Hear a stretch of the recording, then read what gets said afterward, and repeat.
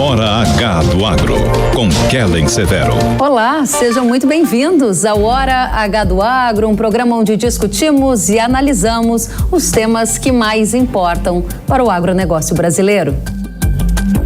Lula ataca a autonomia do Banco Central e reclama de juros altos no Brasil. E mais, um dia após a reabertura do crédito rural, BNDES suspende financiamentos por esgotamento de recursos. Nesta edição, você vai conferir uma entrevista exclusiva com Neri Geller, secretário de Política Agrícola do Ministério da Agricultura, sobre recursos para o agro, juros e plano safra. E ainda, Conab projeta a safra recorde de grãos no Brasil. E a Agência Climática dos Estados Unidos prevê fenômeno El Niño em 2023.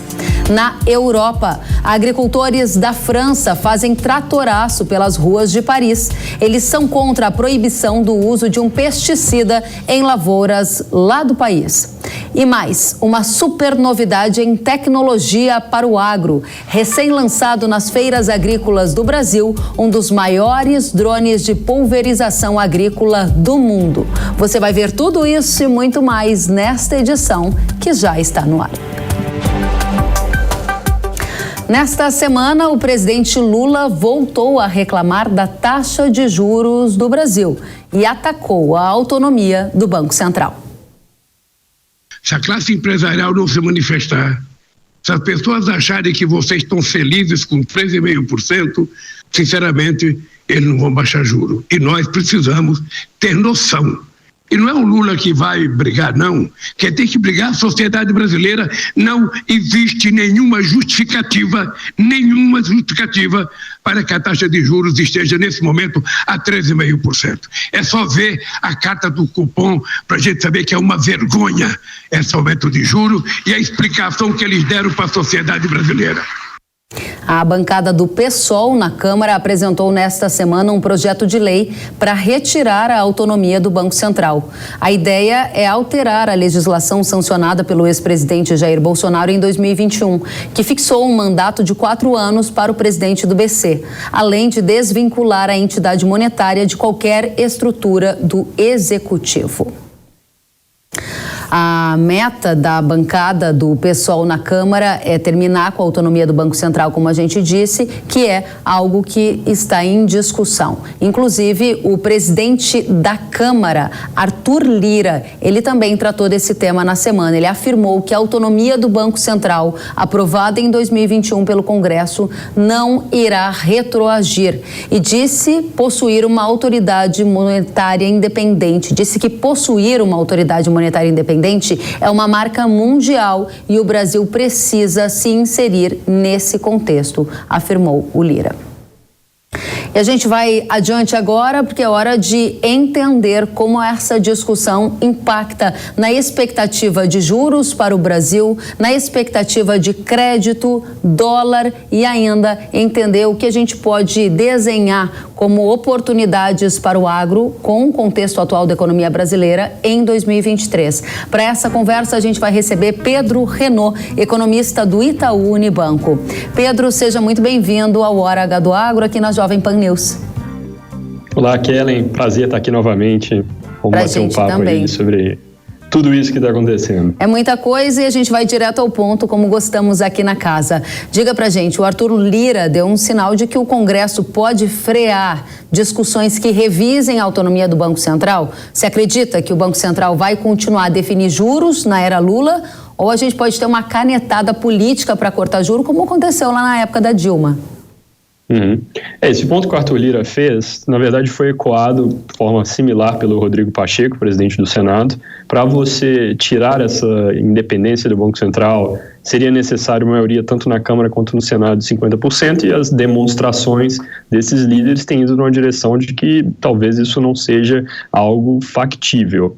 Eu aqui, como economista e não tão cientista político, vou me abster de fazer uma aposta de se a independência do Banco Central ela deixa ou não de existir, tá? Agora, eu queria chamar a atenção para alguns pontos.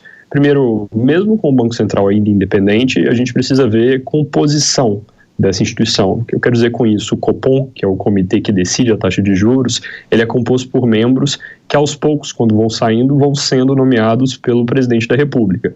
Então, por exemplo, agora no mês de fevereiro, no fim do mês, a gente deve ter a substituição do atual diretor de política monetária por um outro nome, que é escolhido pelo presidente da República e aprovado pela Comissão de Assuntos Econômicos do Senado.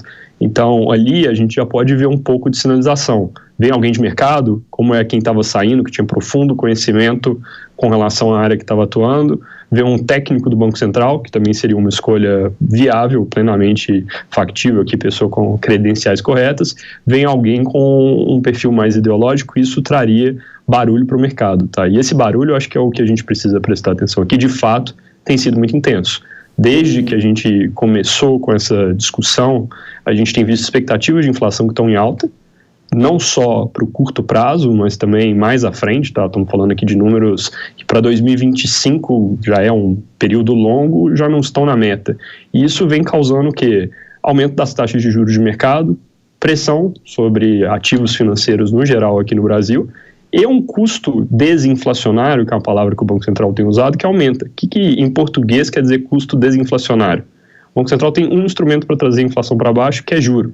Eu subo o juro, o crédito fica um pouco mais caro, eu tenho menos consumo, eu tenho menos investimento que sai do papel, a economia vai girando menos, a temperatura vai diminuindo, e essa temperatura tem muito a ver com a inflação.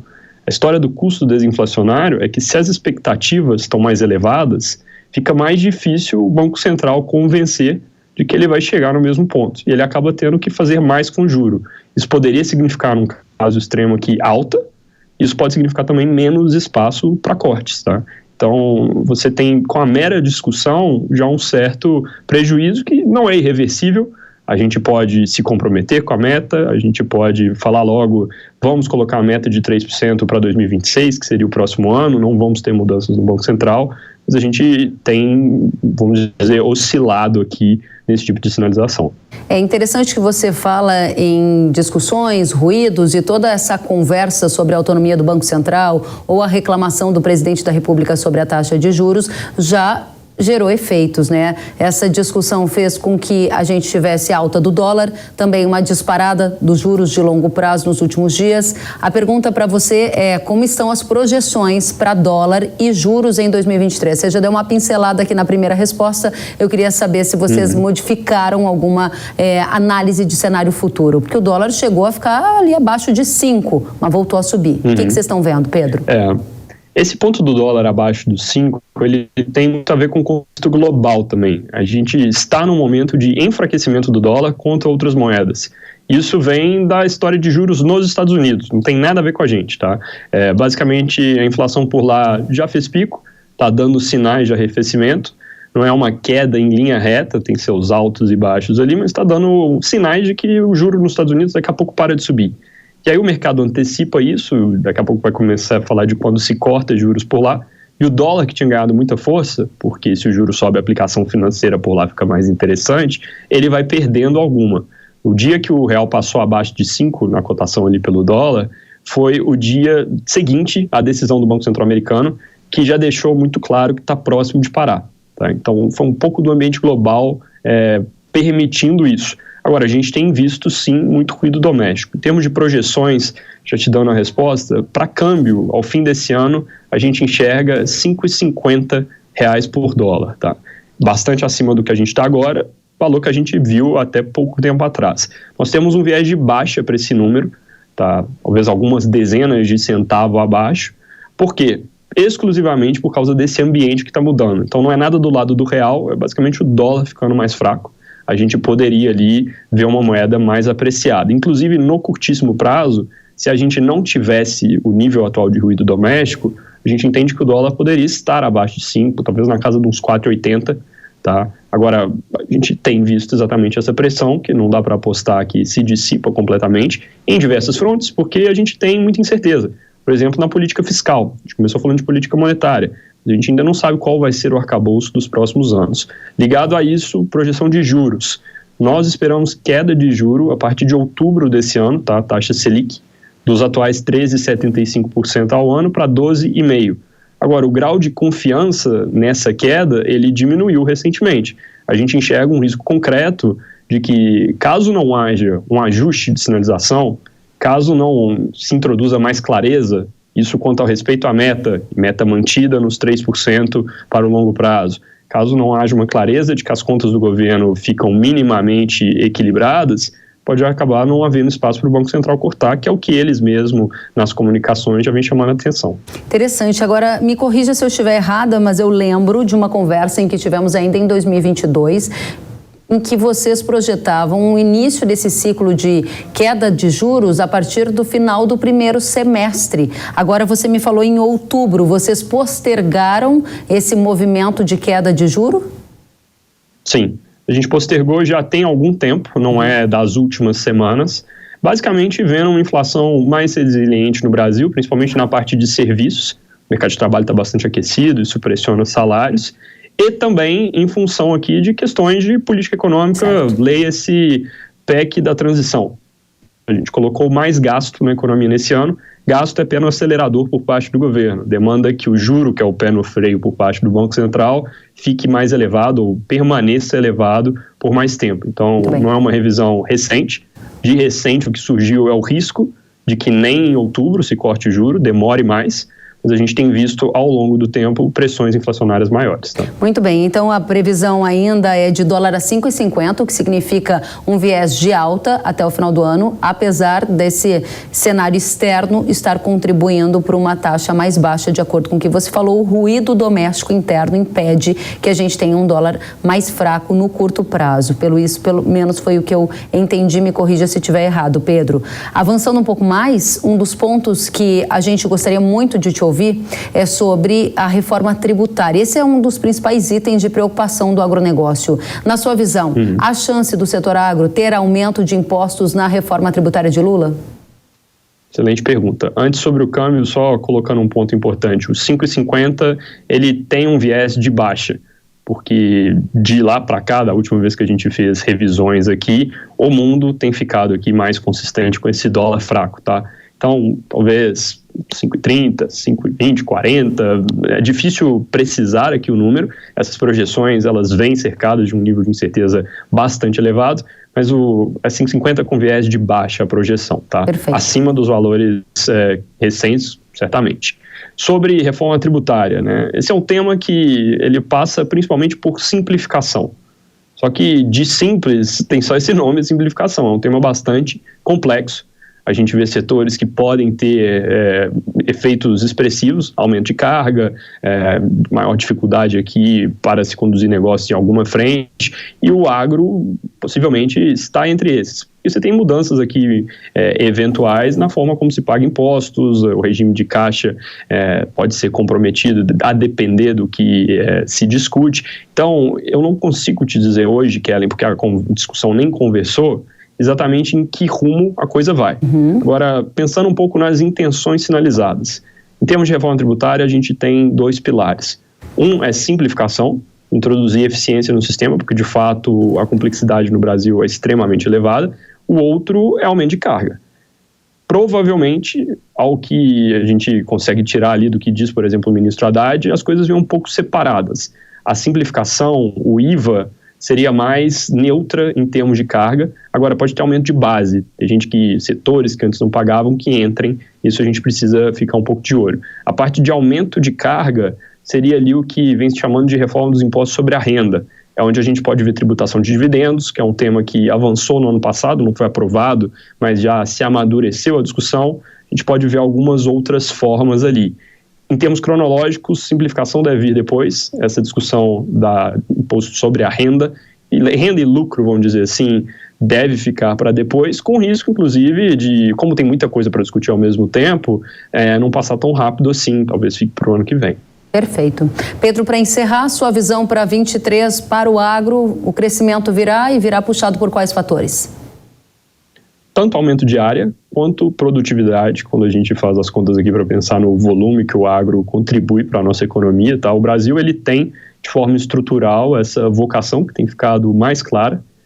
O agro, se a gente pensa só no produto final, no produto agropecuário mesmo, a semente, a carne, ele representa menos de 10% do nosso PIB. Se a gente junta o que é o serviço ligado a isso, a indústria que deriva e que fornece, você vai para quase 1/3 da nossa economia crescendo ao longo do tempo.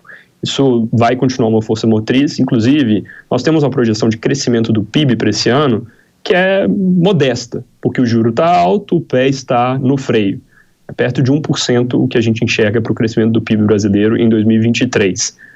Quase metade disso a gente enxerga vem do agro. O primeiro trimestre desse ano deve ser de PIB relativamente forte, praticamente todo impulsionado por essa parte da economia. Então, você continua tendo algum aumento de área, teremos aumento de produtividade, questões climáticas podem, obviamente, trazer volatilidade, mas não parecem aqui ser um desafio, pelo contrário, em algumas culturas. Então, a gente vê um outro ano forte aqui para esse setor que vem se destacando do resto da economia. Muito bem. Pedro Renaud, economista do Itaú Unibanco, obrigada por estar conosco aqui na Jovem Pan. Volte sempre.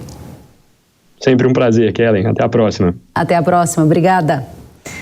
E um dia após o BNDES anunciar a reabertura do crédito rural com recursos de 2 bilhões e 900 milhões de reais, a contratação de diversas linhas de financiamento foi suspensa por esgotamento de recursos.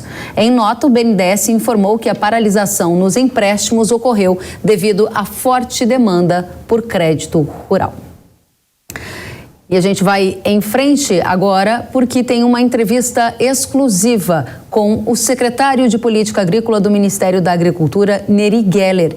Ele informou que pretende pedir ao governo mais recursos para o crédito rural. Isso deu para 3, 4 dias só, porque o crédito está muito represado. Muitos projetos já estão protocolados, tanto no BNDES quanto nos bancos que acessam o recurso equalizado pelo Tesouro Nacional. Nós vamos agora montar uma estratégia de convencimento da equipe econômica para que a gente possa avançar e nos principais programas, como o Moder Frota, como no próprio programa do PCA, que é o Programa de Construção de Armazéns, Inovagro, o Programa de Acesso à Inovação Tecnológica, a gente possa trabalhar para liberar recursos. E de onde deve vir esse dinheiro para suplementar o crédito? Na verdade, as taxas de juros estão bastante elevadas, então não tem um recurso de equalização tão alto.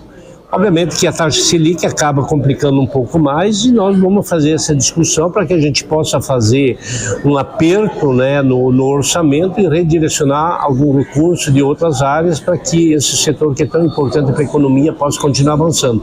Quando o governo tiver boa vontade e quando tiver força política, a gente procura o espaço e se consegue alcançar. Obviamente que nós ainda estamos tomando pé da situação, ouvir o setor quanto que tem demanda represada e quanto que precisa para encerrar o Plano Safra até dia 30 de junho. E para o próximo Plano Safra, secretário, as taxas de juros ficarão iguais à temporada atual? É uma discussão que é muito cedo para fazer ainda. Vamos ouvir o setor, vamos ver o tamanho do recurso que nós vamos precisar e vamos fechar esse Plano Safra. O próximo Plano Safra ainda não é prematuro discutir, até porque se eu ir para o mercado e sinalizar uma possível redução de taxa de juro para todos os negócios agora. Então ainda é cedo, não sei se tem espaço para isso. Nós vamos ir com bastante cautela. O que eu quero é que o setor nos ajude como nos ajudou no passado.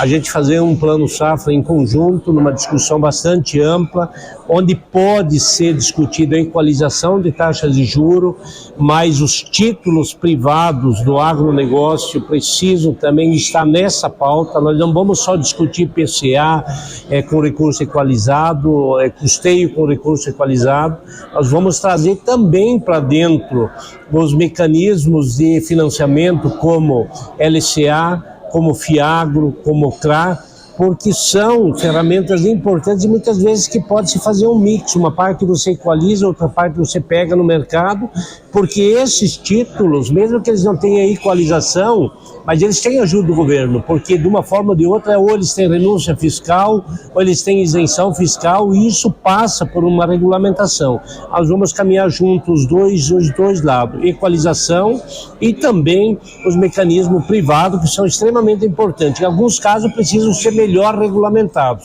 E nós, na Secretaria de Política Agrícola, vamos escutar o setor, vamos conversar com as cooperativas, vamos conversar com a FEBRABAN, vamos conversar com as associações, como a ProSoja, como a própria CNA, obviamente que depende deles querer vir discutir isso, né?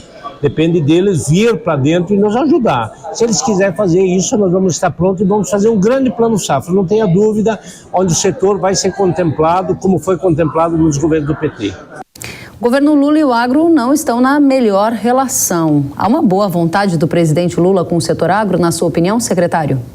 Não tenha dúvida, já fez.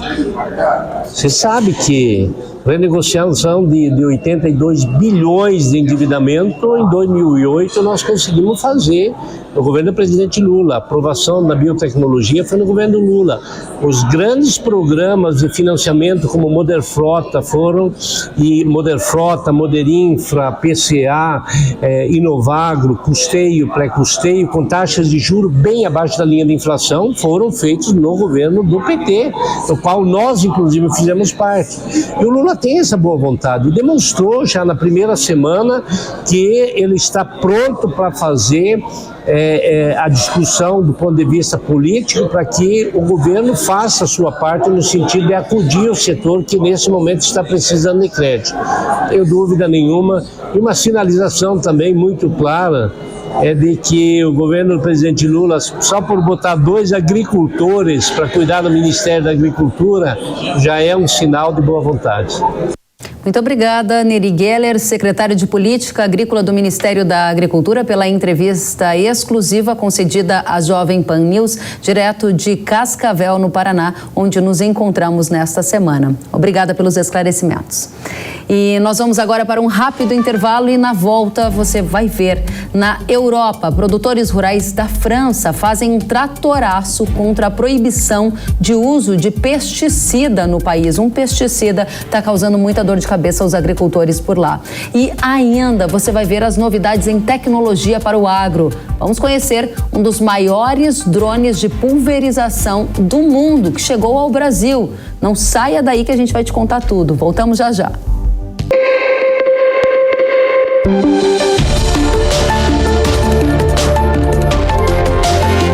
Hora H do Agro, com Kellen Severo. Sabia que o Brasil é um dos maiores produtores de soja e milho no mundo? Esse mercado movimenta mais de 70 bilhões de dólares anualmente e tem muitas oportunidades. Com o curso de comercialização de soja e milho da NIL, você aprende a negociar preços em bolsas internacionais e proteger seu capital. O professor João Birkan tem mais de 60 anos de experiência e vai te ensinar como ganhar dinheiro no agronegócio. Quero garantir uma taxa melhor do dólar para daqui a 12 meses. Esse curso é ideal para você que quer trabalhar com trading de soja e milho no mercado financeiro e para você que é produtor e quer potencializar os lucros com sua safra. Ingresse no setor que mais cresce no Brasil. Acesse nilcursos.com.br e inscreva-se.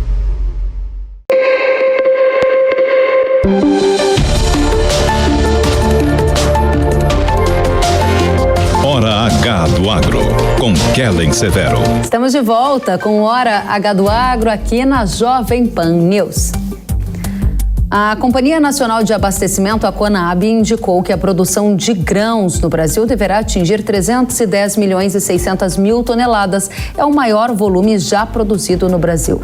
A projeção de safra recorde acontece mesmo com o clima adverso registrado durante o desenvolvimento da safra de verão, principalmente no Rio Grande do Sul. O resultado recorde vai ser puxado pela safra de soja, que deve alcançar 152 milhões e 900 mil toneladas, um marco histórico, com aumento de quase 22% em relação ao ano anterior. Já a produção de milho deverá alcançar 123 milhões de toneladas, 123 milhões e 700 mil toneladas, uma alta de 9,5% na comparação com a safra passada. E a Agência Climática dos Estados Unidos revelou nesta semana que o Laninha deve terminar nos próximos meses. Nas últimas 3 safras, o fenômeno climático trouxe redução das chuvas no Rio Grande do Sul e foi também um dos responsáveis pela quebra de safra na região. A Administração Nacional Oceânica e Atmosférica, a NOAA, disse que a neutralidade climática deve atuar nos próximos meses. Você vê no gráfico representado pela barra cinza. Essa barra cinza fica mais alta, significa que a gente estará no período de neutralidade climática, não mais com Laninha. E isso deve terminar no início do inverno no Brasil. A partir do segundo semestre, você observa as barras em vermelho, o fenômeno El Niño ganhará força. E o El Niño é caracterizado por uma tendência de mais chuvas no sul e menos chuvas em áreas do centro-norte. Percebam que a partir de setembro chega a 60% a probabilidade de ocorrência de El Niño. A gente vai continuar acompanhando. Os agricultores franceses foram às ruas nesta semana para protestar. É isso mesmo, eles foram protestar contra a proibição do uso de de pesticidas neonicotinoides e também contra regulações ambientais feitas pela União Europeia. Com centenas de tratores, os produtores rurais paralisaram as ruas de Paris. Isso porque no mês passado, a Justiça Europeia anulou uma liberação que os agricultores possuíam para usar um tipo de agroquímico em lavouras de beterraba para a produção de açúcar. A decisão citava o alto risco do produto para as abelhas. A Europa já havia proibido o uso deste pesticida antes e o efeito foi uma queda expressiva na produção de beterraba e uma disparada dos preços do açúcar. Então, em 2020, os agricultores conseguiram uma licença de 3 anos para usar a molécula. Licença essa que expirou agora em 2023 e levou a essa situação que você que nos acompanha pela televisão pôde observar, um tratoraço pelas ruas de Paris. Vamos entender como esse tema se conecta com a Agenda Verde e com os agricultores brasileiros. Para isso, a gente convidou o coordenador do Observatório de Bioeconomia da Fundação Getúlio Vargas, professor Daniel Vargas. Seja muito bem-vindo à Jovem Pan News. Oi, Kelly, é um prazer voltar a falar com você. Da mesma forma, professor, explique pra gente por que o banimento do uso de pesticidas neonicotinoides é uma pauta dos ambientalistas na Europa. Kelly, essa história está parecendo um vinil arranhado, que gira e a música parece que não sai do lugar. Todos os capítulos se repetem e o problema parece ser o mesmo. De um lado, um conjunto de regulações ambientais estabelecidas pela Europa, cada vez mais exigentes, e de outro lado, produtores que reclamam que não há alternativa prática no mercado que lhes permita abrir mão desses defensivos para cumprir com a exigência ambiental.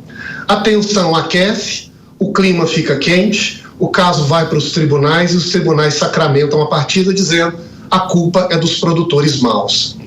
O grande problema, o grande desafio aqui é que a dificuldade da transição climática, ela tem sido vista como um problema moral de produtores que são ambiciosos, gananciosos, e não um desafio mais profundo do mercado e da sociedade de criar saídas economicamente efetivas para os produtores e para a economia não sofrerem tanto. Sem essas soluções inovadoras, parece que a gente vai nadar, sem sair do lugar. Pois é, e você fala sobre a dificuldade de produção, porque o que ocorre na Europa é o banimento, então, de uma molécula que era largamente usada para a produção, por exemplo, de beterrabas, e aí a gente tem os agricultores protestando porque querem continuar produzindo, mas têm dificuldades pelo manejo que a cultura exige. A minha pergunta é, qual a consequência dessa proibição? Pois é, olha o histórico, Kelly, como aconteceu. Em 1990, a Europa autoriza o uso dessa molécula para tornar a produção de lavoura mais protegida contra alguns insetos e algumas pestes. A partir de então, estudos científicos mostram potenciais riscos desse produto, especialmente para polinizadores. Em 2013, a Europa estabelece restrições parciais. Em 2018, restrição completa, ninguém mais pode usá-lo. A partir de então, os produtores reagem dizendo, olha, desde 1990 nós aguardamos alternativas no mercado, que não surgiram. E agora os estados que estavam concedendo licenças e, portanto, exceções, são tolhidos na sua liberdade de garantir ao produtor uma saída, digamos assim, honrosa, para garantir que a produção aconteça sem gerar uma quebra de safra, como aconteceu no ano de 2020 na França com os produtores de beterraba. Não há uma saída fácil, não há uma consequência simples dessa briga. A tendência é que o problema ele se amplie, como nós temos visto em diversos países, em diversas lavouras, e à medida em que isso vai ganhando mais fôlego, os protestos também tendem, infelizmente, a se tornarem mais raivosos, colocando em xeque, muitas vezes, padrões de organização jurídica, legitimidades institucionais que a gente não gostaria de ver questionados. Pois é, professor, e esse tema, a manifestação de agricultores europeus em Paris, tem chamado muito a atenção dos agricultores brasileiros. Por que você acha que esse tema interessa tanto a nossa audiência aqui no Brasil? Eu acho que tem aqui, Kellen, pelo menos duas dimensões desse problema. A primeira dimensão é que o que está acontecendo na Europa é uma luta pela definição do que é verde e de quem é verde. Então, quando o tribunal define, não é possível usar essa molécula, ela não é verde. A forma de produzir correta e sustentável deve seguir um determinado padrão, este é verde. E ao fazer isso, a Europa quase que automaticamente estabelece uma regra que também vigerá nas relações internacionais. Porque todo mundo que vender um produto para a Europa tende a ser cobrado pela mesma régua para garantir a isonomia competitiva do produtor europeu. Então, a primeira razão é que, muito embora se trate de uma decisão em um caso, em um país, em um ano, nós sabemos que isso já é a primeira etapa de uma regra comercial que vai se generalizar. E o segundo motivo é que essa luta, e nós temos acompanhando há alguns anos, ela tende a ser feita segundo padrões e interesses de determinados grupos. É óbvio que essa tensão e essa disputa, ela se dá na realidade europeia, com produtores europeus, segundo interesses ambientais, econômicos, estratégicos europeus. E os nossos não necessariamente são os mesmos. E, portanto, é muito importante ficarmos atentos para que a gente não entre nessa briga, sempre pagando um preço, um ônus, sempre recebendo uma taxa, uma pecha de algo que talvez não caracterize a sustentabilidade, a realidade da nossa produção. Qual é o principal grupo de interesse envolvido nessa discussão? O senhor disse que essa pauta está seguindo os preceitos de alguns grupos de interesse. Quais são? Olha, Kellen, eu acho que aqui o diagnóstico existe um problema de uma economia que não inova na velocidade devida e existem culpados. Primeiro culpado evidente, no discurso europeu, o produtor rural que é mau, ambicioso e não inova.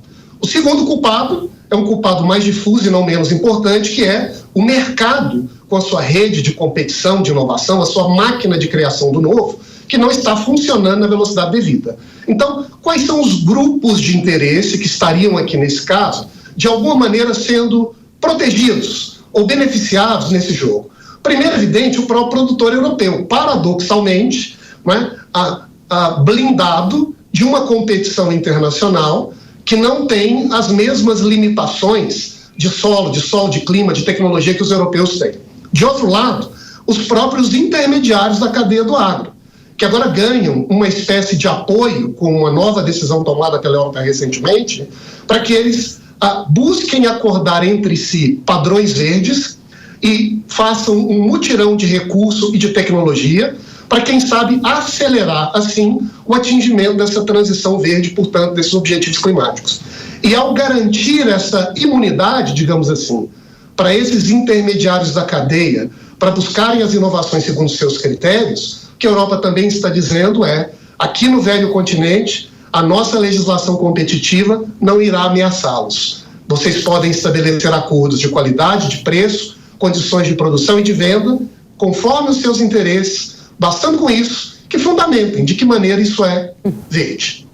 Muito bem, professor, agora diga pra gente, aqui no Brasil nós sabemos que o governo Lula possui uma forte agenda ambiental. Qual a chance do Brasil adotar medidas como essas que proíbem o uso de alguns agroquímicos específicos, como a gente está vendo na Europa? Eu acho que é alta, Kellen. Aqui eu lamento dizer que a história do Brasil é uma história de copiar e colar os padrões verdes que são estabelecidos fora do país. Acho que, inclusive, esse é um dos dramas da realidade brasileira, que não é particularidade nossa, é uma espécie de subserviência colonial que caracteriza países em desenvolvimento e uma espécie de passividade científica e regulatória que, em vez de tomar a iniciativa para criar regras à sua imagem e semelhança, se limitam a seguir os padrões e tendências que vêm de fora, sem compreender de fato o que significam. Então, ao passo em que a Europa acelera essa cobrança, a tendência é que ela se espalhe pelo mundo e que chegue aqui entre nós. Eu lamento talvez não ser mais otimista, mas eu acho que essa é a realidade. É importante que sejamos também realistas, e o senhor está sendo bastante realista com a nossa audiência, dizendo que há um risco alto da gente ver a pauta da Europa sendo copiada e colada aqui no Brasil. Além de saber que o risco é alto, a gente quer saber em que horizonte de tempo você vê isso acontecendo. Eu acho que essas decisões que fixam padrões, que comandam o mercado para agir, que estabelecem metas, elas são gradualmente implementadas e assimiladas pelos elos da cadeia. E aqui há duas dimensões dessa assimilação. A primeira é pública. Então, as regras, as diretrizes europeias, elas começaram a ser aprovadas e serão incorporadas pelos Estados nacionais e, a partir daí, pelo mercado, ao longo dos próximos 1 a 3 anos, eu diria. As regras privadas, elas também deverão ser incorporadas num período de tempo análogo, mas elas costumam ser mais ágeis, mais aceleradas, porque aí são decisões de grupos, de corporações, de empresas, que se reúnem, fazem um pacto entre si e começam a adotar aquele padrão como se fosse um critério de livre mercado. E à medida em que essas grandes empresas, que têm uma presença significativa na economia, que controlam boa parte do circuito de produção e de troca, fixam esses critérios e já exigem que eles sejam seguidos nos contratos com os fornecedores, isso já começa a valer entre nós. Me parece que é um prazo de tempo de 1 a 3 anos, mas não me surpreenderia se tudo já começasse a valer antes disso. O senhor usou um termo que me chamou bastante a atenção em uma publicação que fez nos últimos dias, chamando de cartéis verdes. O que são os cartéis verdes que o senhor comunica tem a ver com essa discussão que estamos aqui trazendo para a nossa audiência? Sim. A Europa, agora no início do ano, abriu uma diretriz, apresentou uma diretriz, em que ela consulta a comunidade, e esse é um passo do processo de regulação europeu, para se manifestar sobre uma exceção ao direito da concorrência do velho continente. Nós sabemos que o mercado ele funciona com base na competição de agentes livres. E para evitar acordos, combinações de preço, combinações de padrões, o direito da concorrência limita esses pactos entre os produtores ou entre os intermediários na cadeia.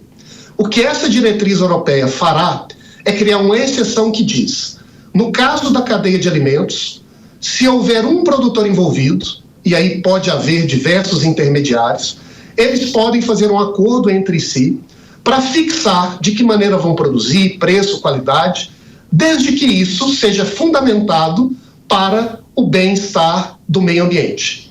Ao fazer isso, de alguma maneira, a Europa inverte o jogo do mercado. O pressuposto não é a liberdade competitiva. O pressuposto é que está inaugurada a temporada dos acordões. Vamos todos aqui nos juntar para fixar parâmetros que nos garantam melhores condições de produzir. Vamos criar critérios para que o meu produto, quando eu plante, ele já tenha um mercado garantido. O meu produto, quando eu vendo, eu já tenho um preço pré-determinado. E, ao fazer isso, eu me blindo contra potenciais competições ou ameaças externas. Então, Kellen, no passado, nós nos preocupávamos muito com as barreiras alfandegárias, tarifárias e não tarifárias. Mas ambas eram fixadas, de alguma maneira, pelo Estado. O que essa diretriz agora faz é dizer que os próprios produtores podem se juntar para criar as suas barreiras não tarifárias privadas. É um novo mundo, professor, e para a gente amarrar toda essa conversa que começou com as manifestações na Europa, trouxe, na sua visão, pontos de contágio com o agricultor brasileiro, principalmente porque no Brasil costuma se imitar muito do que acontece na Europa, e chega num novo mundo em que a era da Agenda Verde é uma era que dita padrões. A minha pergunta objetiva e final é: como ficará o Brasil do agro nesse novo cenário que se desenha? Ele terá mais oportunidades, mais desafios? O que você enxerga?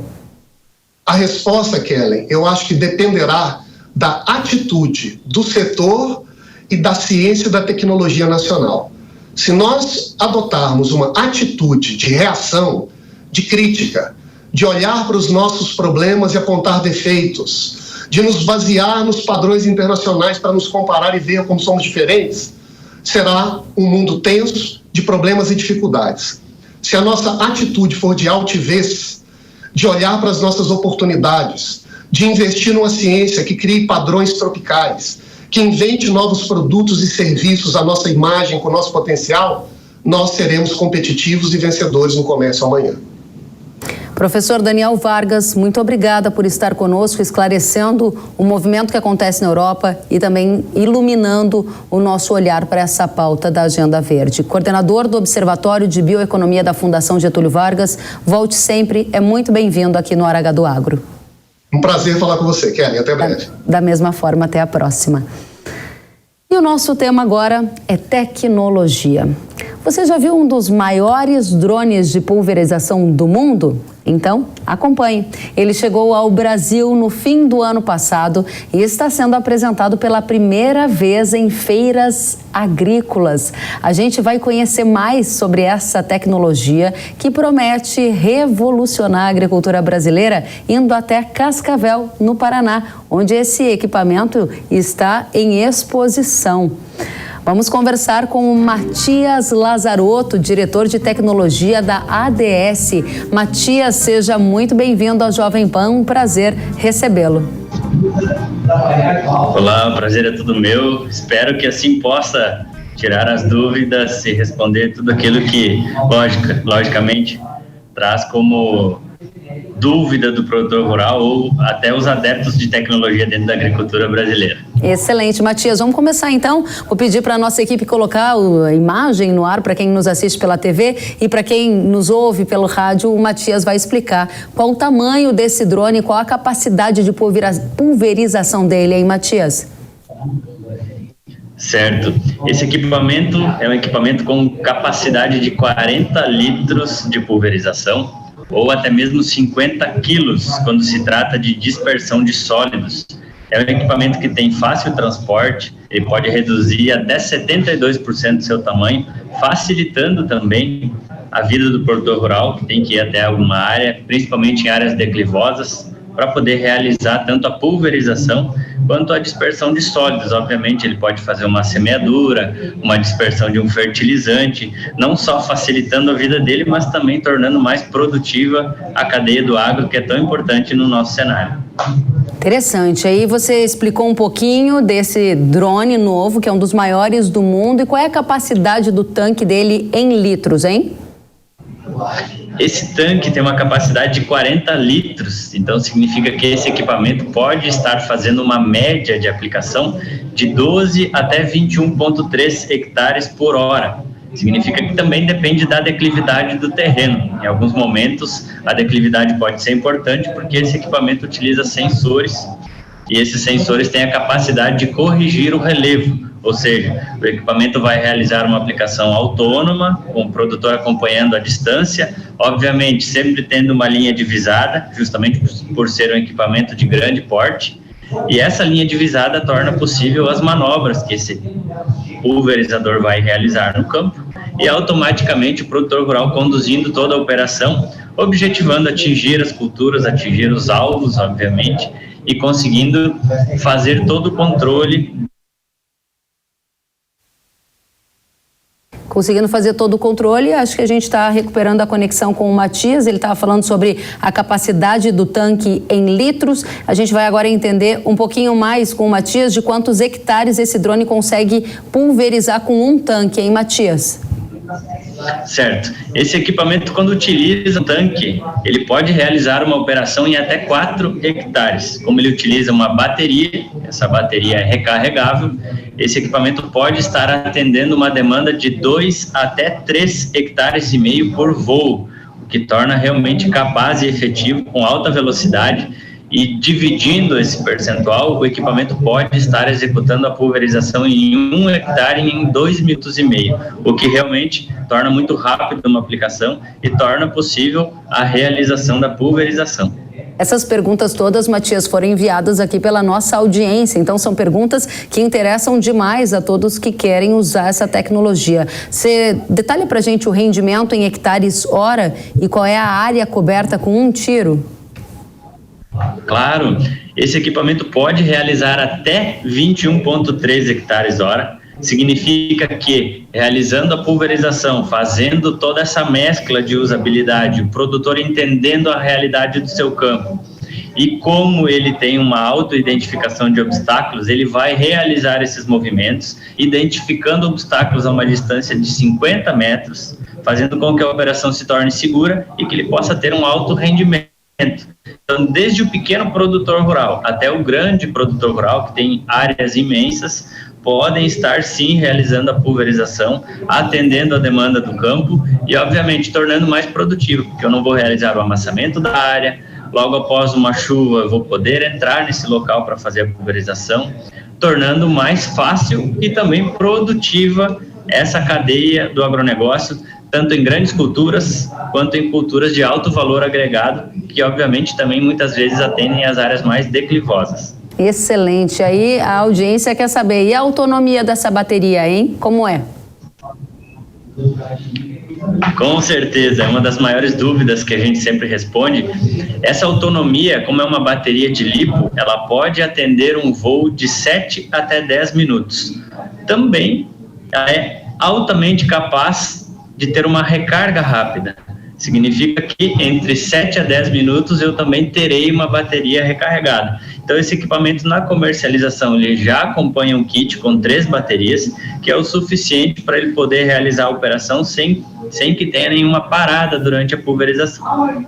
Então significa que ao executar a operação com 3 baterias, eu vou, obviamente, trazendo o equipamento de volta, ele realiza um pouso. Após o pouso, ele volta para o local de onde parou e continua a pulverização, sempre lembrando, com uma precisão centimétrica. Centimétrica, olha que interessante. Além da autonomia da bateria, a nossa audiência quer saber o reservatório. Qual é a capacidade do reservatório? Quantos litros cabe? Nesse equipamento são 40 litros para a pulverização, ou quando eu faço a substituição desse tanque de líquidos, eu posso colocar um tanque de sólidos. Esse tanque de sólidos pode atingir o volume de 50 quilos ou 70 litros, porque muitas vezes as sementes, por possuírem casca ou algo do tipo, elas podem atingir um volume maior em litros. E, obviamente, com 50 quilos eu posso atingir uma litragem maior, mas o peso não pode exceder os 50 quilos. Agora, a pergunta que todo mundo quer saber também, quanto custa um drone desse, hein? Esse equipamento vem partindo dos R$200 mil, lembrando que o produtor pode estar adquirindo sempre um kit adicional, que ele pode estar inserindo como dispersor de sólidos, um gerador que acompanha o equipamento e também um misturador de calda, que dá praticidade e agilidade para ele no campo. Esses kits opcionais, ele pode estar também em contato, entendendo.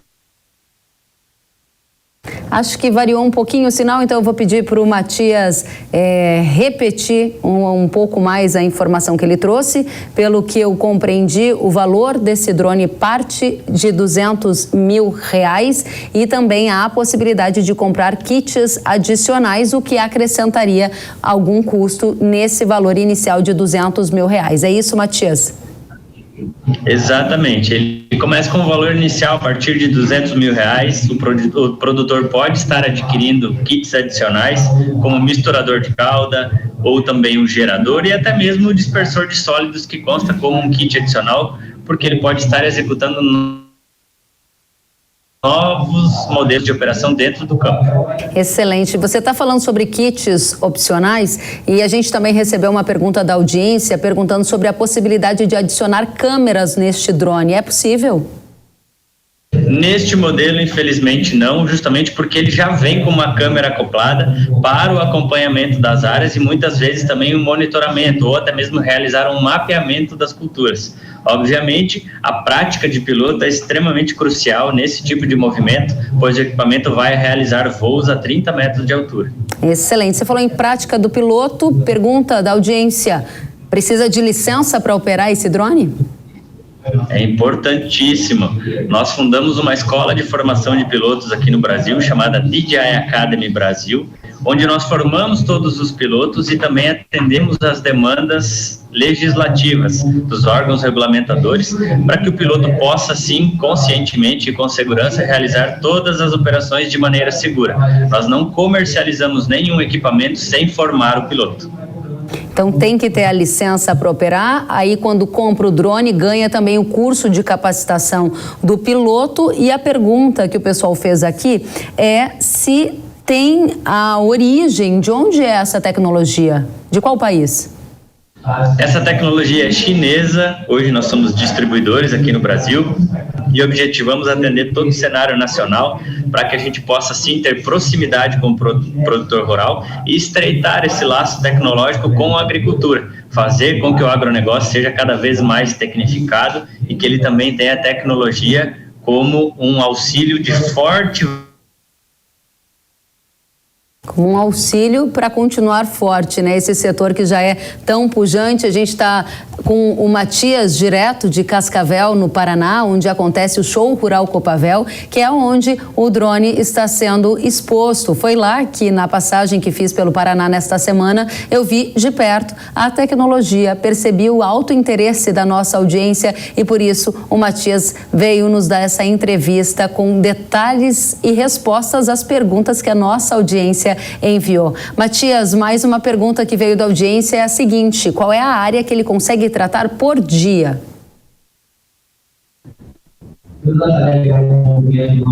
A gente está com um desafio de conectividade, é natural. A gente está com o Matias, direto do Paraná, numa feira que recebeu só no primeiro dia mais de 50 mil pessoas, então é muita gente usando as redes de internet por lá. A gente está tentando refazer essa conexão com o Matias para que ele possa responder essa última pergunta e a gente saber qual é a área que esse drone consegue tratar por dia. Mas você que nos acompanha pela Jovem Pan já percebeu que chegou ao Brasil um dos maiores drones de pulverização do mundo. Ele tem um custo partindo de R$200 mil e já pode ser usado nas áreas agrícolas do país. Que área ele consegue tratar por dia, hein, Matias?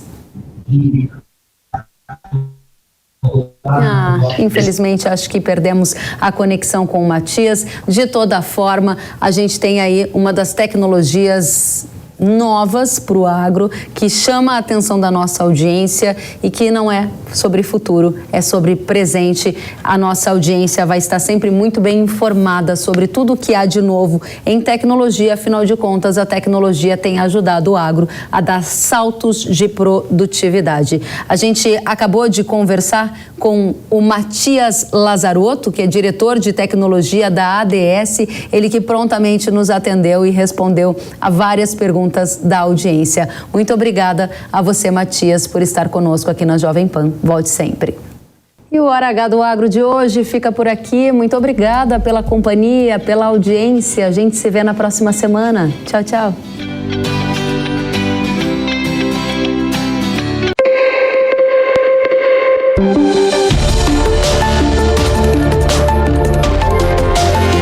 Hora H do Agro, com Kellen Severo.